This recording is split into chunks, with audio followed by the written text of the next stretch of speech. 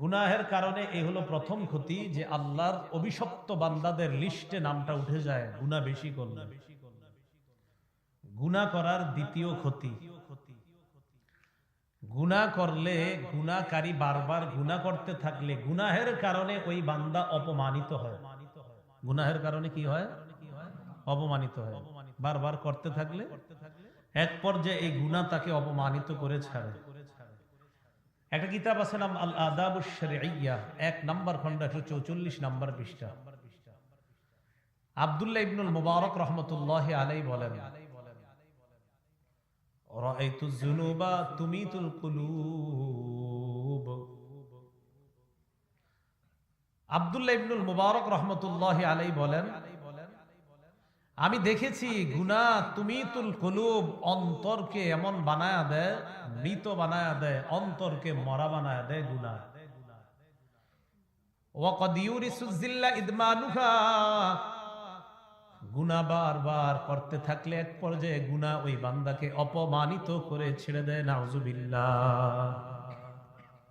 গুনাহ অন্তরকে মরা বানায়া দেয়, আর বারবার গুনাহ করতে থাকলে ওই গুনাহ তাকে অপমানিত করে ছাড়বে। তো আব্দুল্লাহ ইবনুল মুবারক বলেন, তারকুজ যুনুবি হায়াতুল কুলুব, গুনাহ ছেড়ে দেওয়া মানে অন্তর সজীব হয়ে যাওয়া, অন্তর জীবিত হয়ে যাওয়া।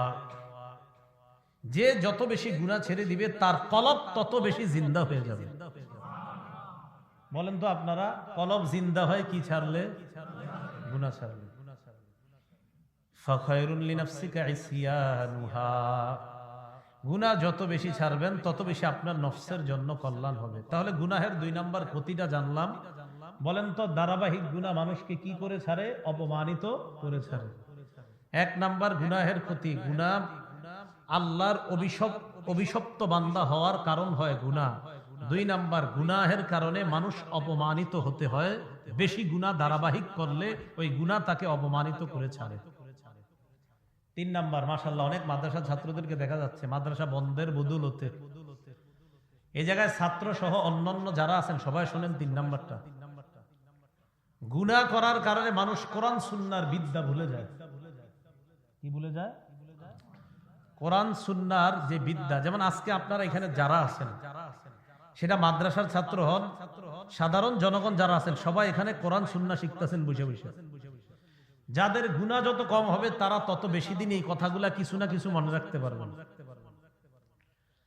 তো গুনাহের কারণে ৩ নাম্বার ক্ষতি, কোরআন সুন্নাহর বিদ্যা মানুষ ভুলে যায়। ৫টা দৃষ্টান্ত দিব। ১ নাম্বার দৃষ্টান্ত, একটা কিতাব আছে নাম জামিউ বায়ানিল ইলম বা বায়ানিল উলুম। এই কিতাবের ১ নাম্বার খণ্ড ৬৭৫ নাম্বার পৃষ্ঠা আব্দুল্লাহ ইবনে মাসউদ রাদিয়াল্লাহু তাআলা আনহু বলেন, ইন্নী লা আহসিবু আন্নার রাজুলা ইয়ানসাল ইলমা ক্বাদ আলিমাহু বিজ্জাম। আব্দুল্লাহ ইবনে মাসউদ বলেন, আমার অভিজ্ঞতা, আমার মনে হয় আমি যতটুকু অভিজ্ঞতা অর্জন করলাম, অভিজ্ঞতার আলোকে তোমাদেরকে একটা কথা জানায় দেই, মানুষ গুনাহের কারণে কোরআন হাদিসের যে বিদ্যা শিখে এই বিদ্যা মানুষ ভুলে যায়। নাউজুবিল্লাহ। গুনাহের কারণে যে জ্ঞান মানুষ অর্জন করে এই জ্ঞান মানুষ ভুলে যায়। দ্বিতীয় দৃষ্টান্ত, ইমাম আবু হানিফা রাহমাতুল্লাহ আলাইহি, নাম শুনছেন? হানাফি মাযহাবের ইমাম, আল ইমামুল আযম আবু হানিফা রাহমাতুল্লাহ আলাইহি, কিতাবের নাম আল জাওয়াহিরুল মুদিয়া, ২ নম্বর খণ্ড ৪৭৮ নম্বর পৃষ্ঠা। ইমাম আবু হানিফা রাহমাতুল্লাহ আলাইহির অবস্থা হলো এই, ইজা আশকালাত আলাইহিল মাসআলা, কোরআন সুন্নাহ উনি গবেষণা করতে করতে যখন দেখতেন একটা মাসালার সমাধান হয় না, তিনি তখন তার ছাত্রদেরকে বলতেন, মা হাযা ইল্লা লিযামবিন ক্বাদ আহদাসতুহু। ইমাম আবু হানিফা রহমতুল্লাহ আলাইহি যখন কোরআন সুন্নাহ গবেষণা করে দেখতেন মাসালাটা এখনো খটকা লাগতেছে, এটা কি হালাল না হারাম, খটকা লাগতেছে, তখন তিনি ছাত্রদেরকে বলতেন, নিশ্চিত আমার কোনো গুনাহ হয়েছে, এই কারণে এই মাসালা এখনো আমার সমাধান হচ্ছে না। তারপর কি করতেন? ওয়াকানা ইস্তাগফিরু, তিনি আস্তাগফিরুল্লাহ পড়া শুরু করতেন। রুবামা কামা সাল্লা, কখনো নামাজের মধ্যে দাঁড়ায় যাইতেন। ফাতানকাশিফু লাহুল মাসআলা, ইমাম আবু হানিফা ইস্তিগফার পড়তে থাকতেন, আস্তাগফিরুল্লাহ আস্তাগফিরুল্লাহ, অথবা নামাজের মধ্যে দাঁড়াইতেন, আল্লাহ তাকে মাসআলার সমাধান দিয়ে দিতেন। প্রথমে মাসআলা সমাধান হচ্ছে না, তখন বলতেন নিশ্চিত কোনো গুনাহ হয়ে গেছে, এই কারণে আমি মাসআলা সমাধান করতে পারতেছি না। ইস্তেগফার পড়তেন, কখনো নামাজে দাঁড়াইতেন, ওনার মাসআলা সমাধান হয়ে যেত। মাসআলা সমাধান হওয়ার পরে তিনি বলতেন রাজাউতু আন্নী তিবা আলাইয়া, ছাত্রদেরকে বলতেন যেহেতু মাসআলা আমার সমাধান হয়ে গিয়েছে, এর মানে আল্লাহ আমার তওবা কবুল করে নিয়েছে। উনি বলতেন যে আমার গুনাহের কারণে মনে হয় মাসআলা সমাধান হয় নাই, এখন যেহেতু মাসআলা সমাধান হয়েছে, তার মানে আমি আশাবাদী আমার রব আমারে মাফ করে দিয়েছে। তুমি একটা মাসআলায় খটকা লাগলে অবস্থা, আমরা কি একটা লাগে না হাজার হাজার? আমাদের কি অবস্থা আল্লাহ জানে। তৃতীয় দৃষ্টান্ত, কিতাবের নাম তাহজিবুত তাহজিব। ইমাম বুখারী রাহমাতুল্লাহ আলাইহির যে বুখারী শরীফ, এই কিতাবের একটা ব্যাখ্যা গ্রন্থ আছে ফাথুল বারী। এই ফাথুল বারীর লেখক যিনি, তার নাম ইবনু হাজার আসকালানী রাহমাতুল্লাহি আলাইহি। তার একটা কিতাব আছে নাম তাহজিবুত তাহজিব, 2 নম্বর খণ্ড 129 নম্বর পৃষ্ঠা। তিনি সেখানে একটা বক্তব্য এনেছেন আলী ইবনুল খাশরমের। এই আলী ইবনুল খাশরম ওয়াকি ইবনুল জাররাহের ব্যাপারে বলেন। ওয়াকি ইবনুল জাররাহ হলেন ইমাম শাফি রাহমাতুল্লাহ আলাইহির উস্তাদ। তিনি বলেন রাআইতু ওয়াকি ইবনুল জাররাহ মা রাআইতুহু বিয়াদিহি কিতাবান কাত্তু ইন্নামা হুয়া ইয়াহফাজু। তিনি বলেন আমি ওয়াকি ইবনুল জাররাহকে কখনো খাতায় কিছু লিখতে দেখি না। উনি যা শুনতেন কিছু লিখতেন না, সব মুখস্থ করে ফেলতেন। সালতুহু আন দাওয়াইল হিফজি, আমি তাকে প্রশ্ন করলাম আপনি এত সুন্দর মুখস্থ করতেন পারেন কিভাবে? আপনি লেখেন না তারপরেও মুখস্থ থাকে। ওয়াকি ইবনুল জাররাহ জবাব দেয় তারকুজ যুনুব, যে যত বেশি গুনাহ ছাড়বে তার মেধা শক্তি আল্লাহ তত বেশি বাড়ায়া দেয়। আমি প্রশ্ন করলাম আপনি এত মুখস্থ রাখেন কিভাবে? এই মুখস্থ রাখার কৌশল এটা কিভাবে আপনি অর্জন করলেন? ওয়াকি ইবনুল জাররাহ জবাব দেন গুনাহ ছেড়ে দেওয়া, যে যত বেশি গুনাহ ছাড়বে তার স্মৃতি শক্তি ধারণ ক্ষমতা আল্লাহ তত বাড়িয়ে দিবে, আর সে কোরআন সুন্নাহ তত বেশি মুখস্থ রাখবে। 4 নাম্বার দৃষ্টান্ত, ইমাম শাফি রাহমাতুল্লাহি আলাইহি, কিতাবের নাম দিওয়ানুশ শাফি।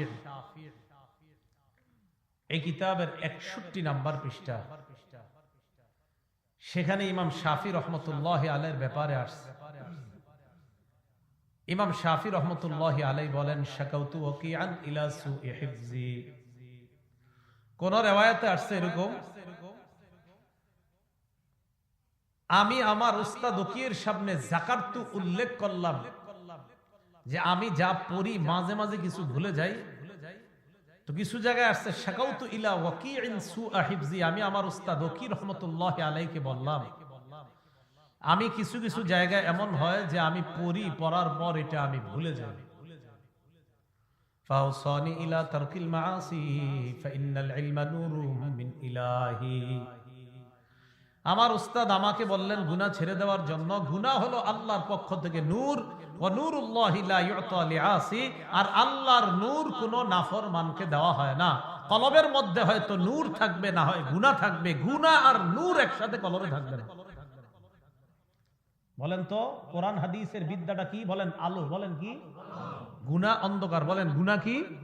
কোরআন হাদিসের জ্ঞান এটা কি আলো না অন্ধকার? আর গুনাহ এটা আলো না অন্ধকার? এই অন্ধকার আলো একসাথে থাকবে না। ওয়াকি রাহমাতুল্লাহি আলাইহি বললেন গুনাহ ছেড়ে দাও। গুনাহ আল্লাহ প্রদত্ত নূর, আর নূর কোন নাফরমানকে দেওয়া হয় না।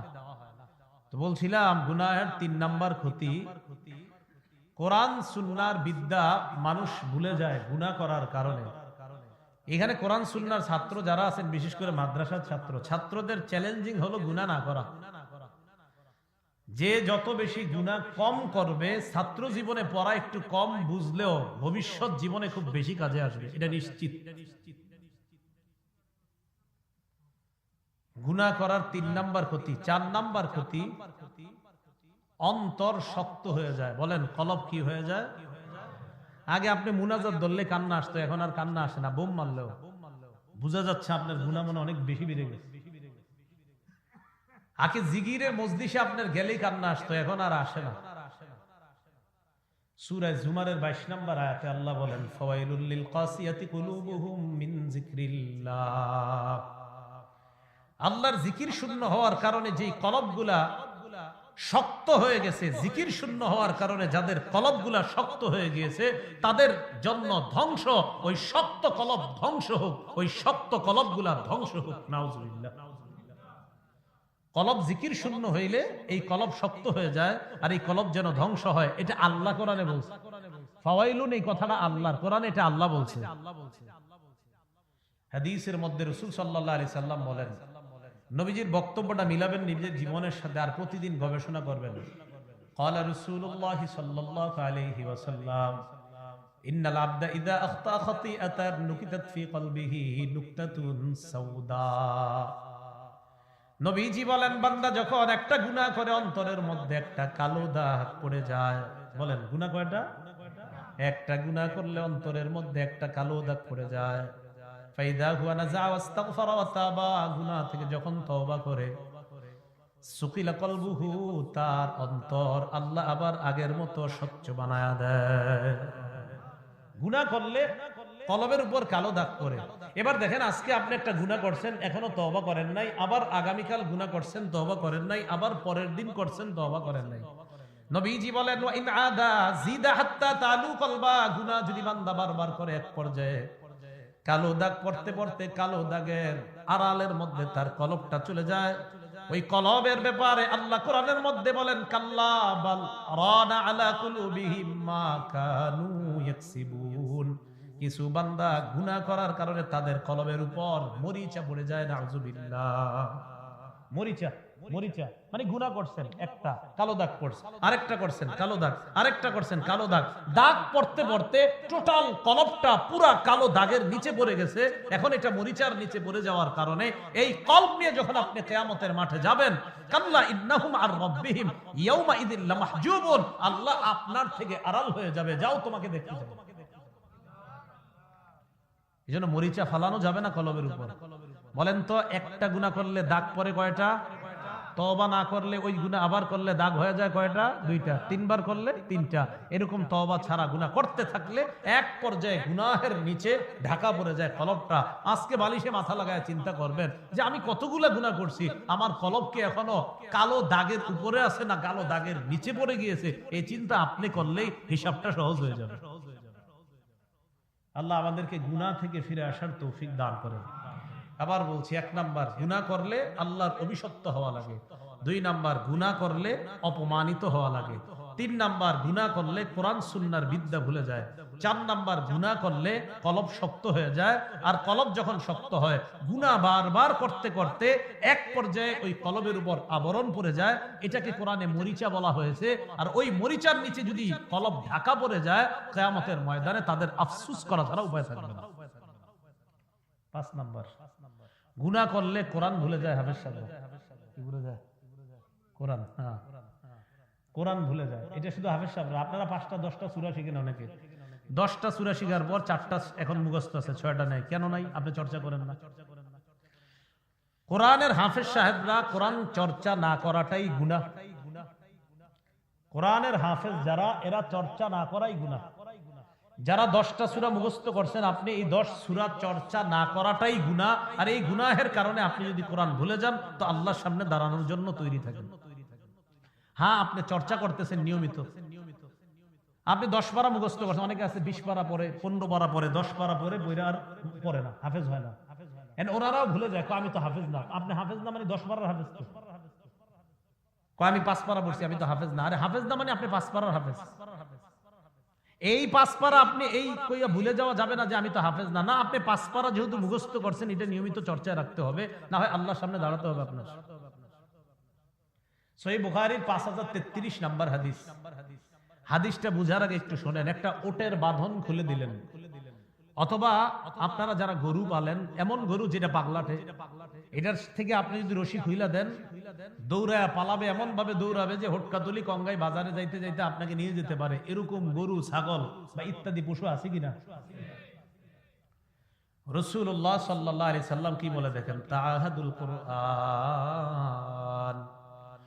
ফাওয়াল্লাযী নাফসি বিয়াদিহি লাহু আশাদ্দু তাফাসসিয়াম মিনাল ইবলি ফি উকলিহা। নবীজি বলেন, তোমরা কোরআন চর্চা করো, যারা তোমরা কোরআন মুখস্থ করলা, তোমরা কোরআন চর্চা করো। নবী বলেন, ওই আল্লাহর শপথ, যে আল্লাহর কুদরতি হাতে আমার জান, ওটের গলা থেকে বাঁধন যদি তোমরা খুলে দাও, এই বাঁধন হারা বাহনটা যেইভাবে দ্রুত পালিয়ে যাবে, কোরআন মুখস্থ করার পর যদি তোমরা চর্চা ছেড়ে দাও, ওই বাঁধনহারা প্রাণীটা যত দ্রুত পালিয়ে যায়, তোমার থেকে কোরআন এর চাইতে আরো দ্রুত পালিয়ে যাবে। নাউজুবিল্লাহ। কোরআন শিখার পর যদি চর্চা ছেড়ে দেন, আপনার ওই পাগলাটে পশুটা ছেড়ে দিলে যত দ্রুত পালিয়ে যাবে, এর চেয়ে দ্রুত কোরআন আপনার থেকে বিদায় নেবে। তাহলে 5 নাম্বার কি জানলাম? কোরআন মুখস্থ করা এটা আল্লাহর নেয়ামত, কোরআন চর্চা না করাটাই গুনাহ, আর এই গুনাহের কারণে আপনি কোরআন ভুলে যাওয়ার কারণ হবে। আল্লাহ আমাদের সকলকে এই পাপ থেকে বাঁচার তৌফিক দান করেন। একটা কিতাব আছে, নাম আজ-জুহদ, ইমাম আহমদ ইবনে হাম্বলের লেখা, 1 নাম্বার খণ্ড 303 নাম্বার পৃষ্ঠা। এইখানে তিনি একটা বর্ণনা এনেছেন, কুন্না নাউদ্দু মিন আযমিজ যুনুব আইয়াতাআল্লামা আর-রাজুল কুরআন সুম্মা ইয়ানামু আনহু হাত্তা ইয়ানসাহ। আমাদের জামানায় সবচেয়ে বড় পাপ হিসাবে গণ্য করতাম ওই পাপ যে কোনো ব্যক্তি কোরআন শিখলো, শিখার পর অলসতা বশত কোরআনকে যদি ভুলে যাইতো, আমরা এটাকে সবচেয়ে বড় পাপ হিসাবে গণ্য করতাম। এখন আপনারা আলামতরা সূরা শিখছেন কালকে, শিখার পর আপনি আর চর্চা করেন না। তাবলীগে 3 দিন গিয়ে শিখছেন, শিখার পরে এখন আর চর্চা করেন না যে আমি তো শিখে আসছি, কিন্তু শিখার পর তো চর্চা রাখতে হবে। অথবা কোন আলেমের কাছ থেকে আপনি 5টা সূরা শিখছেন, কিন্তু চর্চা করেন না। তো ইমাম আহমদ ইবনে হাম্বল বলেন, একটা জামানা এমন ছিল যেই জামানায় কোরআনের কিছু শিখা যদি কেউ ভুলে যাইতো, এটা সবচেয়ে বড় অপরাধ হিসাবে গণ্য করত। তাহলে কি বুঝলাম? 2-4টা সূরা শিখে কি ভুলে যাওয়া যাবে না চর্চা রাখতে হবে? আল্লাহ কথাগুলা বুঝার তৌফিক দান করেন। 6 নাম্বার, গুনাহ করলে মানুষ হালাল রিজিক থেকে বঞ্চিত হয়। কি থেকে? সবাই বলেন, কি রিজিক? হালাল রিজিক। এখন একটু হাদিস শোনেন, হাদিস শোনার পর এরপরে বলছি। ইবনে মাজার 2144 নাম্বার হাদিস। এই হাদিসের মধ্যে আছে, ক্বালা রাসূলুল্লাহ সাল্লাল্লাহু আলাইহি ওয়াসাল্লাম, নবীজি সাল্লাল্লাহু আলাইহি ওয়াসাল্লাম বলেন, আইয়ুহান নাস ইত্তাকুল্লাহ, মানুষ তোমরা আল্লাহকে ভয় করো। ওয়াজমিলু ফিত তালাব, উত্তম ভাবে তোমরা রিজিক তালাশ করো, বৈধ পন্থায় তোমরা রিজিক তালাশ করো, সুন্দরভাবে রিজিক তালাশ করো। ফাইন্না নাফসান লান তামুতা হাত্তা তাস্তাওফিয়া রিজকাহা, নবীজি বলেন, কোন মানুষ মরবে না ততক্ষণ যতক্ষণ তার বরাদ্দকৃত রিজিকটা শেষ না হবে, ততক্ষণ মানুষ মরবে না। মানুষ ততক্ষণ মারা যাবে না যতক্ষণ তার বরাদ্দকৃত হালাল রিজিক শেষ না হবে, ততক্ষণ সে মারা যাবে না। ওয়া ইন আবতা আনহা, যদিও এই রিজিক তার কাছে আসতে বিলম্ব হয়, তবে মরার আগে এই রিজিক তার কাছে আসবেই। ইকু বন্ধ করে দেন, ইকু দিয়েন না। এখন একটু বুঝেন, আপনি 10 তলা বাড়ির একটা মালিক হবেন, এটা আপনার কপালে আল্লাহ লিখে রাখে। হালাল ভাবে 10 তলা বাড়ির মালিক আল্লাহ আপনাকে বানাবে, এটা আল্লাহ আপনার তাকদীরে লিখে রেখেছেন। মানে আপনি কি করছেন জানেন? আপনি হারাম ভাবে আগামীকালকে 10 তলা বাড়ির কাজ শুরু করে দিয়েছেন, কথার কথা। কিন্তু আপনার ভাগ্যে আল্লাহ লিখেছিলেন যে আপনি হালাল ভাবেই 10 তলা বাড়ির মালিক হবেন। রাসূল বলছে, দেরিতে হলেও বিলম্ব হলেও এই 10 তলা বাড়ির মালিক আপনি হতেনই মরণের আগে। কারণ মরার আগে আপনি বরাদ্দকৃত রিজিক যেটা আল্লাহ আপনার কপালে লিখে রেখেছেন, এটা শেষ না হওয়া পর্যন্ত সারা দুনিয়া চাইলেও আপনি মরবেন না। আপনি তখন মারা যাবেন যখন আপনার রিজিক শেষ হবে। এখন এটা আপনার কাছে বৈধভাবে আসতো, রিজিকটা কিভাবে আসতো? হালাল ভাবে না, আপনি হারাম পন্থায় আগামীকালকেই শুরু করে দিয়েছেন। রাসূলুল্লাহ সাল্লাল্লাহু আলাইহি সাল্লাম বলেন, তোমার কাছে তোমার বরাদ্দকৃত রিজিকটা হালাল ভাবেই আসতো, কিন্তু তুমি এটা আগে থেকে হারাম ভাবে চেয়ে নিয়ে নিচ্ছ। তো রাসূল বলেন সাবধান, এই কাজ করবা না। আজমিলু ফিত তলাব, তোমরা তোমাদের হালাল রিজিকগুলা বৈধ পন্থায় আল্লাহর কাছে চেয়ে নাও, কারণ মরার আগে তোমার জীবনে যা রিজিক তোমার জন্য আল্লাহ লিখেছেন এটা তুমি পাবেই হালাল ভাবে। অতএব আমার উম্মত, হারাম ভাবে এটা উপার্জন করো না, কারণ যেটা হারাম ভাবে এখন করতেছো এটা 2-4 দিন 10 দিন পরে হলেও আল্লাহ তোমাকে দিতেন, তুমি কেন এটা হারাম ভাবে নিচ্ছ? এই নাফরমানি করার কারণে যেটা আপনার হালাল ভাবে আপনার জীবনে আসতো, এখন হারাম পন্থায় তালাশ করার কারণে এই রিজিক থেকে আপনি বঞ্চিত হচ্ছেন। قال رسول الله صلى الله عليه وسلم ان الرجل لا يحرم الرزق بالذنب الذي يصيبه। নবীজি বলেন বান্দা হালাল রিজিক থেকে বঞ্চিত হয় পাপের কারণে, নাউজুবিল্লাহ, পাপের কারণে হালাল রিজিক থেকে বঞ্চিত হয়। এখন আপনাদেরকে আমি একটা বাংলা শিখাবো, সবাই আমার সাথে এটা বলবেন। সহিহুল জামে কিতাবের নাম 2085 নাম্বার হাদিস। এই হাদিসের বাংলা অনুবাদটা আমার সাথে বলবেন, আগে হাদিসটা শুনেন। قال رسول الله صلى الله عليه وسلم, নবীজি বলেন লা ইয়াহমিলান্নাকুম ইস্তিবতাউর রিজকি আন ইয়াতলুবাহু বিমাসিয়াতিন মিনাল্লাহ। রাসূলুল্লাহ সাল্লাল্লাহু আলাইহি সাল্লাম বলেন লা ইয়াহমিলান্নাকুম ইস্তিবতাউর রিজকি, অথবা এইভাবে রাসূল এক সাহাবী বলেন লা ইয়াহমিলান্না আহাদাকুম ইস্তিবতাউর রিজকি আইয়াতলুবাহু বিমাসিয়া। এবার আমার সাথে বাংলাটা বলেন, বলেন অধিক লোভ, বলেন বলেন অধিক লোভ আমাদেরকে যেন হারাম পন্থায় রিজিক তালাশ করার প্রতি উদ্বুদ্ধ না করে। এটা করলাম শাব্দিক অনুবাদ। এখন সুন্দর একটা অনুবাদ শুনেন, বলেন দ্রুত ধনী হওয়া। এবার এভাবে বলেন দ্রুত ধনী হওয়ার লোভ অবৈধ পন্থায় তোমাদেরকে যেন হারাম রিজিক তালাশ করতে উদ্বুদ্ধ না করে। তাহলে দ্রুত ধনী হবেন অবৈধ পন্থায়। এখন এই দ্রুত ধনী অবৈধ পন্থায় হওয়ার কারণে নবীজি বলেন এই যে অবৈধ পন্থায় নিয়ত করছো, এই নিয়তটা তোমারে কি করবে, হারাম ভাবে যেমনে পারো টাকা কামাই করার জন্য তোমারে বলবে আরে যা ওইটা লো, ওইটা লো, ওইটা 20 টাকা হারাম, ওইটা হালাল, যেমনে পারো লো, কোনো সমস্যা নেই। আল্লাহ আমাদেরকে বুঝার তৌফিক দান করেন।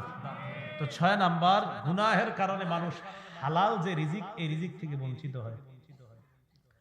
7 নাম্বার, গুনাহের কারণে মানুষ ফেরেশতাদের দোয়া থেকে বঞ্চিত হয়। নাউজুবিল্লাহ। কাদের দোয়া? ফেরেশতাদের দোয়া।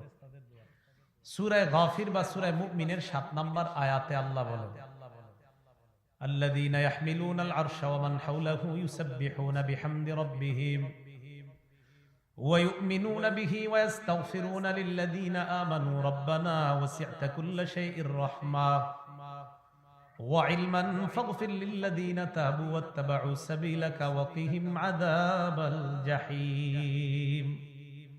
যারা আরশ বহন করে আর আশেপাশে যে ফেরেশতারা আছে তারা ইউসাব্বিহুনা বিহামদি রাব্বিহিম, তারা রবের তাসবিহ পাঠ করে, প্রশংসা সহ তাসবিহ পাঠ করে। ওয়া ইউমিনুনা বিহি, তারা আল্লাহকে বিশ্বাস করে। ওয়া ইস্তাগফিরুনা লিল্লাযিনা আমানু, ঈমানদারদের জন্য আরশ বহনকারী ফেরেশতারা আল্লাহর কাছে ক্ষমা প্রার্থনা করে। কি করে? ঈমানদারদের জন্য কি প্রার্থনা? কারা? ফেরেশতারা।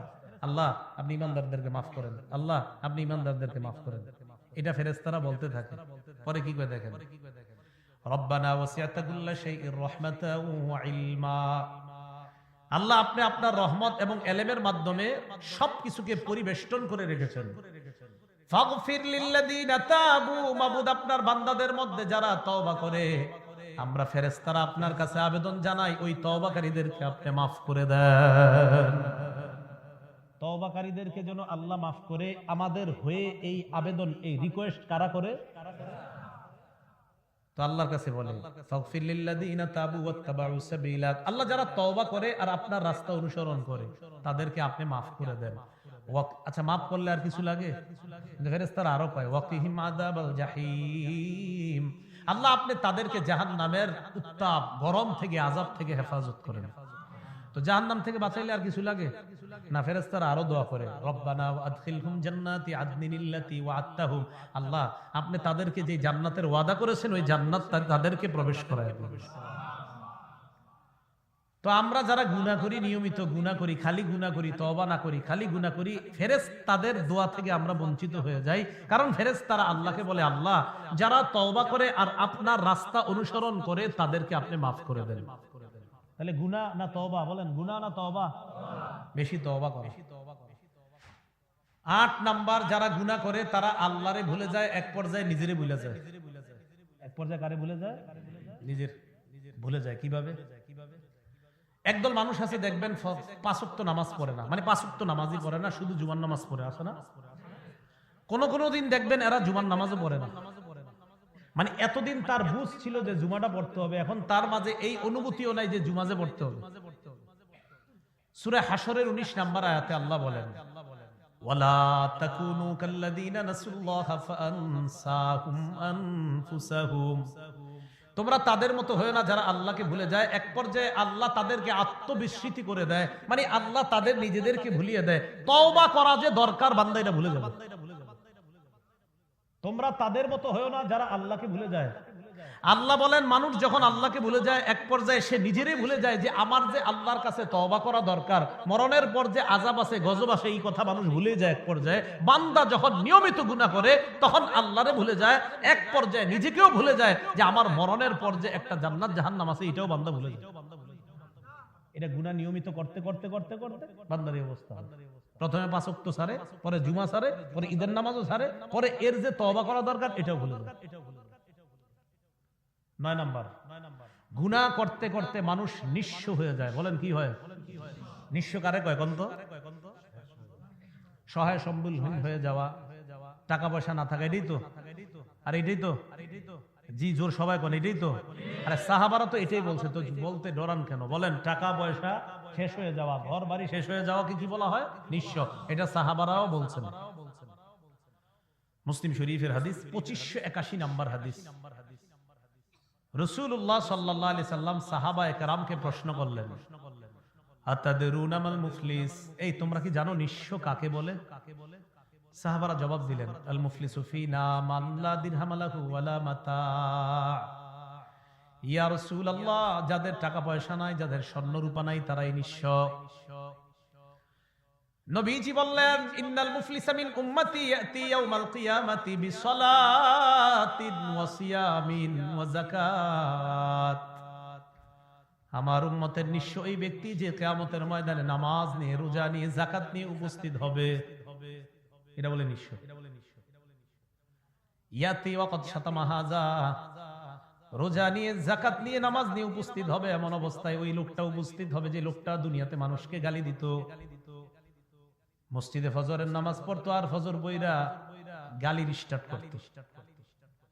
নামাজ পড়তো ঠিক, কিন্তু গালি দিত। গালি দেওয়া বান্দার হক নষ্ট করা।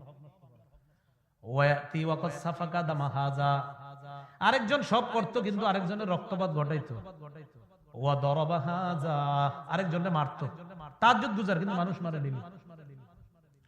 ওয়া আকালা মালা হাজা, অন্যের সম্পদ ভক্ষণ করতো অন্যায় ভাবে। আসেনি? 55 বার হজ করছে, 60 বার হজ করছে, কিন্তু মানুষের সম্পদ খালি মাইরা খায়। তো এটা লাভ কি? ভুক্তভোগীরা কিয়ামতের ময়দানে ওই হাজী সাহেবের সামনে আসবে, বিশাল বড় নামাজি ওই ব্যক্তির সামনে আসবে। আসার পর বলবে, আল্লাহ দুনিয়ার মধ্যে এই লোকটা অনর্থক, আমাকে শুধু গালি দিত, ফজরের পর শুরু করতো, এশার নামাজের পর গালি দিত, ঘুমের আগে গিয়ে তার গালি শেষ হইতো।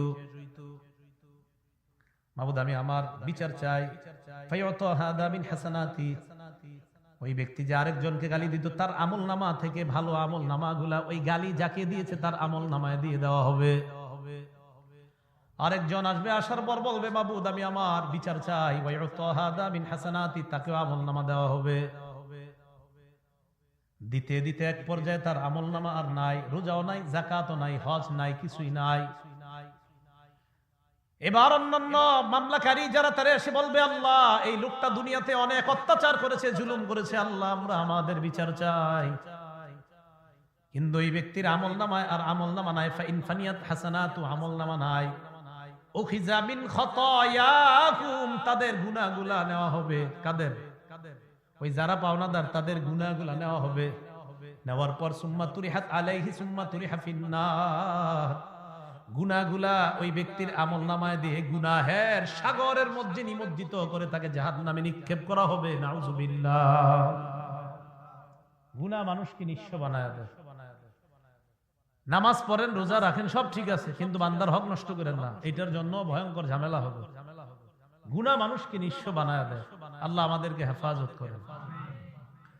10 নাম্বার, গুনার কারণে এক পর্যায়ে এমন অবস্থা হয় মানুষ এবং তার সম্পদ সব ধ্বংস হয়। মানে যে গুনাহ করে এও ধ্বংস হয়, সম্পদও ধ্বংস হয়। কারুনকে আল্লাহ প্রচুর সম্পদ দান করছে। যাদের ঘরে বাংলা অনুবাদ আছে কোরআনের, সূরা কসসের 76 থেকে 81 নাম্বার আয়াতের অনুবাদটা দেখবেন, খুব সুন্দর করে আছে। ইন্না কারুনা কানা মিন কওমি মূসা ফাবাগা আলাইহিম। কারুন মুসা আলাইহিস সালাতু ওয়াস সালামের সম্প্রদায়ের একজন ছিলেন, সে অহংকার করলো। ও আতাইনাহু মিনাল কুনুজি মা ইন্না মাফাতিহাহু লাতানু বিল উসবাতি উলিল কুওয়া। আমাদের দেশের অনেক ধনী মানুষ আছে যাদের দোকান টোকান বন্ধ করার পর চাবিগুলা একটা ব্যাগের মধ্যে নেয়, ওই ব্যাগটা একজনে বহন করে। আল্লাহ বলেন কারুনকে এত সম্পদ দিয়েছি, কারুনের চাবিগুলা এক দল শক্তিশালী মানুষ বহন করত। একজনে না এক দল। ওর খাজানার চাবিগুলা একজনে না এক দল, এক দল শক্তিশালী মানুষ বহন করত। তাহলে কেমন সম্পদ ছিল? কারণ অহংকার করে। কারণে বলা হলো তুমি দান করো। কারণ কই কেন? আমি কেন দান করব? ইন্নামা উতিতুহু আলা ইলমিন ইনদি, টাকা কামাইছি আমার নিজের যোগ্যতা, আমি দান করব কেন? এটা কারণ বলেন। শেষ পরিণতি কারণের কি হলো? আল্লাহ বলেন ফাখাসাফনা বিহি ওয়া বিদারিহিল আরদ, আমি কারুন এবং তার ধন সম্পদ সবগুলাকে মানুষের চোখের সামনে মাটির নিচে দাফন করে দিয়েছি। কিসের সামনে? আমাদের চোখের সামনে মাটির নিচে দাফনের ঘটনা ঘটছিল তুরস্কে। আরে তুরস্কে কি হলো? মাত্র কেউ বলছে 40 সেকেন্ড, কেউ বলে 25 সেকেন্ড, কেউ বলে 45 সেকেন্ড। সেকেন্ড এ মিনিট কেউ কয় না, সেকেন্ড। এই সেকেন্ডের মধ্যে আপনার কোটি কোটি টাকার সম্পদ সহ, মানুষ সহ, ধন সম্পদ সহ একদম মাটির নিচে আল্লাহ ধসিয়ে দিয়ে আমাদেরকে আল্লাহ শিক্ষা দিচ্ছেন, দেখো আমি কিন্তু পারি, এখনো করছি, আগে করছি, এখনো করতেছি, ভবিষ্যতেও করব, গুনাহ ছেড়ে দাও। গুনাহের 10 নাম্বার ক্ষতি, গুনাহ যে করে তাকে তার সম্পদ সহ আল্লাহ মাটির নিচে দেওয়ার ক্ষমতা একমাত্র রাখেন কে? আল্লাহ। গুনাহ থেকে আমাদেরকে হেফাজত করেন। তো গুনাহ থেকে বাঁচা দরকার নেই। কারা কারা গুনাহ থেকে বাঁচতে চাই? আল্লাহ হেফাজত করেন।